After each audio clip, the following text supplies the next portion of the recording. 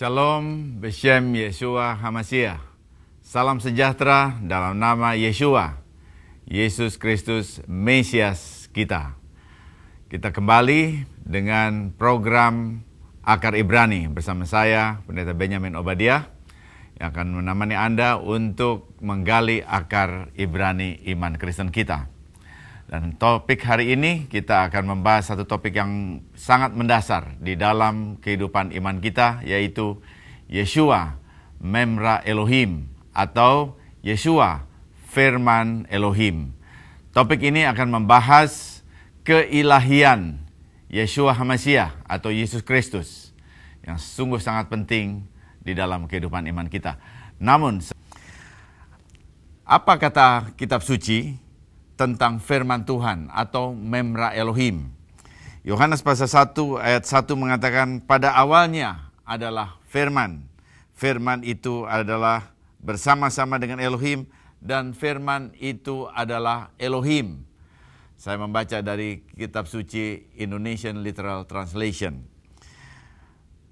Dan firman itu adalah Tuhan, ya dikatakan, dan dalam firman Tuhan dalam Kejadian 1 ayat 3 juga, berfirmanlah Tuhan, jadilah terang, lalu terang itu jadi.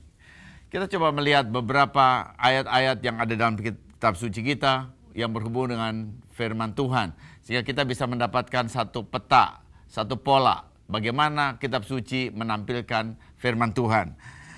Oleh firman Yahweh, langit telah dijadikan, oleh nafas dari mulutnya segala tentaranya. Kita melihat bahwa firman itu yang menjadikan langit dan bumi. Disampaikannya firman-Nya dan disembuhkan mereka, diluputkannya mereka dari liang kubur. Artinya firman menyembuhkan. Ia menyampaikan perintahnya ke bumi dengan segala firman-Nya. Dengan segera firman-Nya berlari. Firman melakukan sesuatu. Demikian firman-Ku yang keluar dari mulut-Ku, ia tidak akan kembali kepadaku dengan sia-sia, tetapi ia akan melaksanakan apa yang Ku kehendaki dan akan berhasil dalam apa yang Kusuruhkan kepadanya. Dia melakukan sesuatu, dia seakan-akan mempunyai dipersonifikasi melakukan sesuatu. Dia berlari dan melakukan sesuatu. Dan segala sesuatu dijadikan oleh Dia, dan tanpa Dia tidak ada sesuatu pun yang telah jadi dari segala yang telah dijadikan. Jadi kita bisa melihat di sini bahwa firman Tuhan atau Memra Elohim itu menjadi sesuatu yang sangat sentral di dalam penciptaan. Dan dia juga menyatakan kehadiran Tuhan. Di dalam bahasa Ibrani maka firman itu disebut Dafar Elohim. Kemudian di dalam bahasa Aramaik itu Memra Elohim. Dan perkataan Dafar dan Memra itu memang diterjemahkan sebagai firman, tetapi pemahamannya, konsep yang ada jauh lebih luas dari apa yang kita pahami di dalam bahasa Indonesia sebagai firman. Nah, karena itu kita coba lihat bagaimana Dafar Elohim ini diartikan oleh orang-orang Ibrani. Jadi Dafar itu artinya keberadaan yang sesungguhnya. Keberadaan yang sesungguhnya itu dinyatakan dengan Dafar. Ketidakberadaan disebut dengan Lo Dafar. Dan kita bisa lihat di dalam 2 Samuel 9 ayat 4, di sana ada perkataan Lo Dafar, artinya seseorang yang tinggal di sana itu dia seakan-akan sudah terbuang. Ya, tetapi Dafar itu menyatakan keberadaan dan sesuatu yang keberadaan yang sesungguhnya. Dafar juga mengandung arti kata perbuatan atau objek yang konkret. Jadi Dafar merupakan fungsi tertinggi dari seseorang karena Dafar identik dengan perbuatannya. Jadi kita bisa melihat di sini kalau Dafar Elohim artinya perbuatan Elohim, dia diidentikan dengan fungsi tertinggi dari Elohim, dari Tuhan. Jadi sesuatu yang biasanya kita tidak bisa lihat ini di dalam perkataan firman dalam bahasa Indonesia. Nah, sekarang coba kita lihat bagaimana perkataan Dafar itu berubah ya, atau ada juga diterjemahkan ke dalam kitab suci yang kemudian kita kenal itu dengan Targum, ya. Dan Dafar itu kemudian diterjemahkan menjadi Memra. Pada abad 3, Tanakh atau kitab suci Ibrani itu diterjemahkan ke bahasa Yunani oleh 72 ahli Torah dari bangsa Yahudi. Dan ini di atas permintaan Ptolemy, diterjemahkan atas permintaan Ptolemy, yaitu penguasa Yunani di Mesir. Jadi bukan inisiatif dari bangsa Yahudi. Kemudian produk ini disebut sebagai Septuaginta. Dan di dalam Septuaginta ini Torah diterjemahkan jadi Menomos dan Dafar menjadi Logos, ya. Jadi Dafar diterjemahkan menjadi Logos itu di Septuaginta. Kira-kira 300 tahun sebelum Yesua lahir. Abad 3 sebelum Masehi. Kemudian abad keempat, ya, yaitu sesudah pembuangan Babilonia, jadi artinya lebih lama lagi, ya, lebih tua lagi. Sesudah pembuangan Babilonia itu bangsa Israel dan Yahudi itu kembali ke tanah perjanjian dan mereka sudah tidak bisa lagi berbahasa Ibrani. Mereka tidak bisa berbahasa Ibrani dan karena itu lalu ada inisiatif untuk menerjemahkan kitab suci Ibrani ke dalam bahasa Aramaik. Karena selama mereka ada di pembuangan di Babilonia, mereka berbahasa Aramaik. 70 tahun ada di sana, artinya ada satu generasi yang sama sekali tidak pernah melihat lagi bahasa Ibrani. Dan karena itu diterjemahkan menjadi bahasa Aramaik dan buku ini, ya, disebut Targum. Dan ini diterjemahkan berangsur-angsur. Sehingga tidak ada satu tahun yang mengatakan bahwa di sini tahun ini diterjemahkan keseluruhannya. Karena ini berangsur-angsur. Nah kemudian Targum itu dibaca, ya, di dalam sinagoga. Itu setelah Torah Ibrani dibaca. Kemudian Targum dibaca untuk menyatakan penafsirannya atau terjemahannya dalam bahasa Aramaik untuk dipahami oleh orang-orang Yahudi. Nah, di dalam Targum inilah muncul perkataan Memra. Nah, coba kita bisa lihat sekarang perbandingan. Apa yang ditulis di dalam Torah, di dalam Kejadian 3 ayat 8. Kemudian kita akan lihat Targum, ya. Ketika mereka mendengar bunyi langkah Yahweh Elohim, bersembunyilah manusia dan istrinya. Kemudian Kejadian 3 ayat 10, ketika aku mendengar bahwa engkau ada di dalam taman ini, aku menjadi takut karena aku telanjang, sebab itu aku bersembunyi. Jadi kita bisa lihat itu adalah Torah dalam bahasa Ibrani terjemahan ke dalam bahasa Indonesia. Nah sekarang kita coba lihat Targum, Onkelos. Kejadian 3 ayat 10, ayat yang sama. Ketika aku mendengar firman-Mu berjalan-jalan dalam taman itu, aku menjadi takut karena aku telanjang, sebab itu aku bersembunyi. Jadi kita lihat di sini perkataan engkau itu di dalam Torah bahasa Ibrani diterjemahkan di dalam bahasa Aramaik menjadi firman-Mu.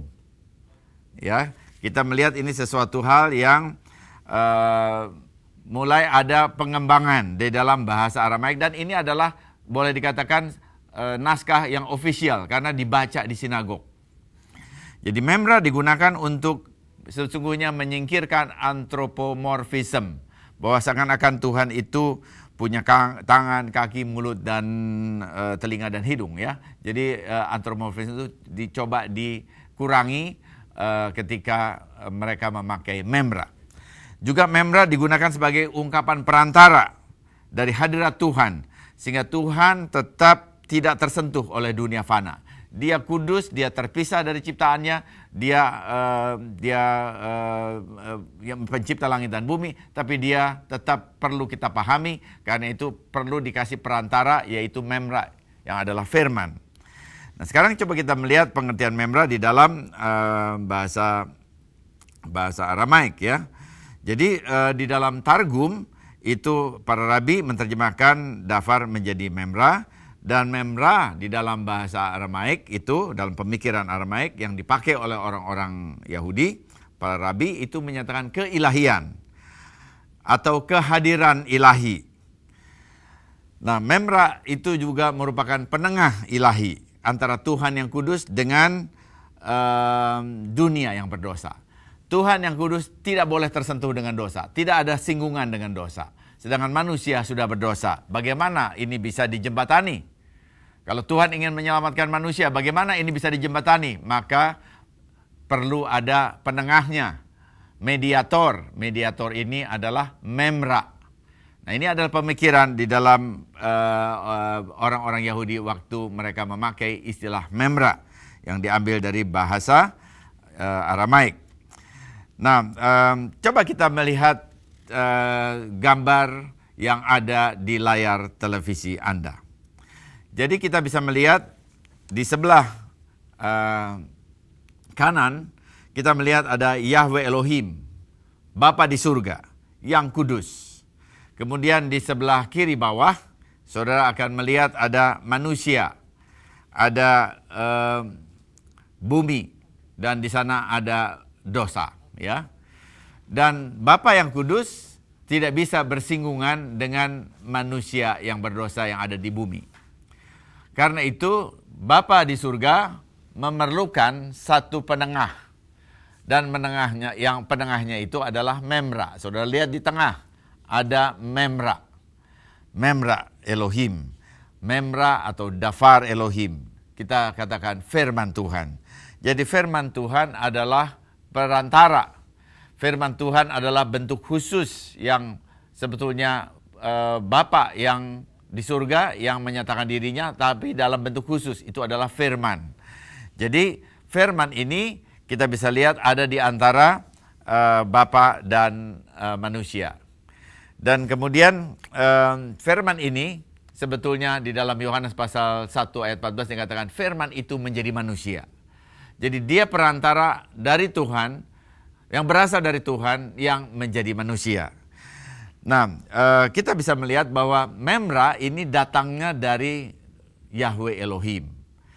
Kita bisa katakan, lebih tegas lagi saya katakan, dari dalam Elohim. Jadi dia datang bukan dari luar. Kalau dari dalam itu dari dalam dirinya keluar firman. Ya, dan ini sesuai dengan apa yang dikatakan oleh Yeshua. Dia mengatakan, aku di dalam Bapa dan Bapa di dalam aku. Jadi kita bisa melihat bahwa dia datang dari dalam Elohim, datang dari Yahweh, dari dalam Yahweh Elohim. Dia bukan ciptaan. Dia adalah firman Elohim yang juga disebut Elohim. Nah, bagaimana kita bisa memahami perkataan Yeshua bahwa aku ada di dalam Bapa dan Bapa di dalam aku? Nah, sekarang kita bisa lihat itu ada satu prinsip dalam memahami Alkitab, Scripture explains Scripture. Jadi ayat Alkitab bisa dijelaskan dengan ayat Alkitab yang lain. Bukan ayat Alkitab lalu dijelaskan oleh buku filsafat, bukan. Ayat Alkitab sangat baik diterjelaskan oleh ayat Alkitab lainnya. Jadi coba kita lihat sekarang di dalam Kejadian pasal 2 ayat 21. Dijelaskan bahwa Tuhan mengambil tulang rusuk yang ada dalam tubuh Adam dan menariknya keluar dan membentuk Hawa. Itu artinya dari dalam. Nah, sekarang coba kita perhatikan sebelum Hawa menjadi manusia, apakah Hawa sudah ada di dalam Adam? Kita katakan Hawa sudah ada di dalam Adam, ya. Jadi tapi dalam bentuk apa? Dalam bentuk tulang rusuk. Jadi ada di dalamnya. Tetapi belum kelihatan. Dia belum kelihatan sebagai Hawa. Baru Tuhan mengambilnya keluar, ya, dari tulangnya itu, tulang rusuknya dibentuklah Hawa. Nah, sekarang setelah Hawa itu ada di luar. Apakah Hawa itu setara dengan Adam? Benar. Hawa setara dengan Adam. Tetapi Hawa ini bukan diciptakan sama sekali baru dari apapun, tetapi dia keluar dari Adam. Nah, sehingga kalau saya bertanya, apakah tulang Hawa itu sama tua dengan tulang Adam? Maka jawabnya sama tua. Jadi dengan bahasa yang lain saya mengatakan bahwa Hawa itu sehakikat dengan Adam. Nah, jadi kita bisa melihat ada satu gambaran apa artinya di dalam, apa artinya keluar dari dalam. Itu dari kitab suci lagi. Hawa keluar dari Adam, dibentuk dari tulang rusuk Adam yang tadinya ada di dalam Adam. Dengan cara yang sama, saya katakan bahwa firman Elohim itu ada di dalam Elohim, ada di dalam Yahweh Elohim. Ketika Yeshua belum datang ke dalam dunia, maka dia bersama di dalam Elohim. Dia bersama dengan Elohim juga. Tetapi kemudian waktu dia menjadi manusia, maka dia ada sebagai manusia. Firman itu menjadi manusia. Dan karena itu, maka kita bisa melihat bahwa Yeshua yang adalah manusia bisa dibedakan dengan Elohim, Bapa yang tinggal di surga. Nah, jadi dengan demikian saudara kita bisa melihat bahwa pemahaman Yeshua Memra Elohim, firman Elohim, Dafar Elohim, ini mempunyai pemahaman yang begitu mendalam di dalam kitab suci Ibrani. Dia adalah firman yang hakikatnya sama dengan Elohim. Nah, sementara di dalam bahasa Indonesia, kita barangkali tidak mempunyai konsep seperti itu. Karena itu kita perlu mendalami hal ini, kita melihat bahwa ada sesuatu hal yang perlu kita pahami, kita dalami. Jadi dengan demikian kita tahu bahwa sesungguhnya Memra Elohim itu adalah hadirat Elohim. Memra Elohim bersifat ilahi. Dengan cara yang sama, kita juga menyadari dan kita memahami dari firman Tuhan bahwa Yeshua adalah bersifat ilahi. Dia adalah Mesias yang bersifat ilahi. Sehingga kalau dikatakan dalam Yohanes 1 ayat 1, ya, dikatakan pada mulanya adalah firman. Dan firman itu bersama-sama dengan Elohim. Ya, perkataan bersama-sama ini menunjukkan adanya perbedaan. Bisa aspek beda, ada aspek perbedaan. Tetapi kemudian kalimatnya belum selesai. Firman itu juga adalah Elohim. Jadi firman itu adalah Elohim. Itu adalah menunjukkan aspek kesamaan. Jadi kita bisa melihat di sini bahwa Memra Elohim, firman Elohim itu adalah Elohim. Dan dia juga bersama-sama. Ini yang disebut dengan paradoks, ya. Ini yang disebut dengan paradoks yang sesungguhnya ada banyak sekali paradoks di dalam kitab suci. Tuhan yang kita sembah itu menyatakan dirinya, menyatakan kebenarannya dalam bentuk paradoks. Jadi Tuhan mengasihi, tetapi pada saat yang lain juga dia menghukum orang yang melawan dia. Jadi kasih dan menghukum itu paradoks. Kemudian kita juga melihat ada salib Mesias, salib Yeshua. Di dalam salib itu ada anugerah, benar sekali. Tetapi kita juga bisa melihat bahwa salib itu adalah kutuk. Jadi Yeshua menanggung kutuk saudara dan saya supaya kita mendapatkan anugerah. Itu semua ada di dalam salib. Jadi salib itu bersifat paradoks. Sama seperti ini juga, maka firman Elohim, Memra Elohim, dia bersama-sama dengan Elohim, tetapi juga dia adalah Elohim. Dan kedua kebenaran ini yang bersifat paradoks, perlu kita terima seluruhnya. Jangan saudara kurangi dia. Jangan hanya bersama-sama, yang berarti Yeshua berbeda dan tingkatannya lebih rendah dari Elohim. Kalau hanya dipahami separuh, maka bisa berarti demikian. Tetapi kemudian kita bisa melihat ada separuh lagi, satu sisi lagi, satu aspek lagi, bahwa sesungguhnya firman itu adalah Elohim, berarti Yeshua juga adalah Elohim. Nah, jadi ini dua-duanya harus seimbang. Dan waktu dikatakan Yeshua Elohim, dia sesungguhnya adalah firman yang memang ada di dalam Elohim, yang kemudian keluar menjadi manusia dan tinggal di antara kita, sehingga kita yang melihat Yeshua, yang percaya kepada Yeshua, kita juga bisa percaya. Kita juga dikatakan melihat Tuhan, melihat Bapa di surga di dalam Mesias Yeshua. Jadi Yeshua adalah Memra Elohim dalam arti demikian. Kita semua bersyukur untuk kebenaran yang Tuhan sudah berikan kepada kita. Saudara pemirsa, Anda dapat mengirimkan pertanyaan, ide, saran kepada saya. Anda dapat mengirimkannya pada semua alamat yang ada di layar televisi Anda. Dan saya senang bisa membaca dan dapat menjawab apa yang saudara tanyakan atau saran-saran yang diberikan. Baik, kita akan kembali ke topik kita. Yeshua adalah Memra Elohim. Bila kita ringkaskan dengan satu kalimat, maka saya akan mengatakan satu kalimat, tapi ini cukup panjang.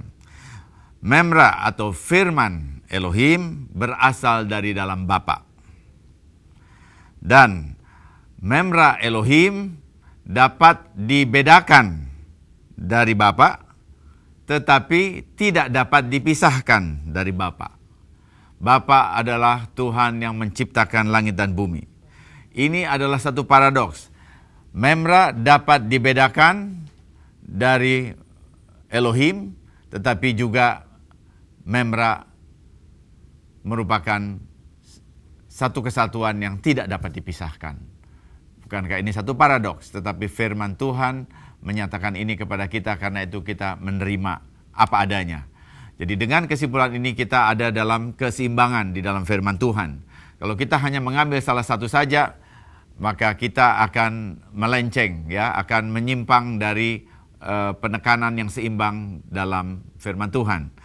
Jadi kita bisa melihat bahwa ini yang disebut dengan kebenaran paradoks yang muncul di dalam kitab suci kita. Firman dapat dibedakan dari Bapa, tetapi firman tidak dapat dipisahkan. Yeshua bisa dibedakan dari Bapa, tetapi Yeshua tidak bisa dipisahkan dari Bapa surgawi. Karena dia berasal dari dalam Bapa. Dia bukan dari luar. Kalau berasal dari luar artinya ciptaan. Tapi kalau dari dalam, itu artinya dari dalam diri Bapa sendiri. Yeshua adalah firman Elohim yang bersama dengan Bapa. Jadi dia sesungguhnya selalu punya hakikat, sehakikat dengan Bapa surgawi. Dia ada bersama, sama juga seperti Hawa yang ada terus-menerus ketika bersama dengan Adam, di dalam Adam. Ketika dia belum muncul keluar sebagai Hawa, sesungguhnya Hawa sudah ada di dalam Adam. Demikian juga Yeshua sebelum menjadi manusia, sebelum firman menjadi manusia, Yeshua sudah ada di dalam Bapa. Karena itu dia bersifat ilahi. Dia adalah Mesias yang bersifat ilahi. Sesuatu kebenaran dalam kitab suci yang menjadi iman kita bersama dari tahun ke tahun, dari sepanjang abad, ya. Jadi waktu dia datang, ketika Yeshua datang menjadi manusia, firman itu datang menjadi manusia, maka dia datang dengan nama Bapanya. Ya, karena itu dikatakan, diberkatilah dia yang datang dalam nama Yahweh. Jadi, blessed is he who comes in the name of the Lord. Jadi dia datang dengan otoritas nama Bapanya. Dan dia adalah firman. Dan dia mengajarkan apa yang disampaikan oleh Bapa kepada umat Tuhan Israel dan seluruh bangsa-bangsa. Dia menyatakan kebenaran dari Bapa surgawi kepada saudara dan saya. Jadi dia bersifat ilahi, dia menyatakan kemuliaan Tuhan, dia menyatakan hadirat Tuhan kepada manusia. Sehingga kita yang tidak mungkin melihat Tuhan, kita bisa berjumpa dengan Tuhan melalui Mesias Yeshua. Puji Tuhan, dan tiba saatnya saya mohon diri dari ruang dengar saudara. Kiranya damai sejahtera Tuhan yang melampaui segala akal dan pikiran menyertai saudara seterusnya. Dan saat ini saya akan mohon diri dan sampai jumpa pada program yang akan datang bersama saya, Pendeta Benjamin Obadiah. Dan Yeshua adalah keselamatanku, sedangkan Torah adalah kesukaanku. Yeshua keselamatanku, Torah kesukaanku. Shalom.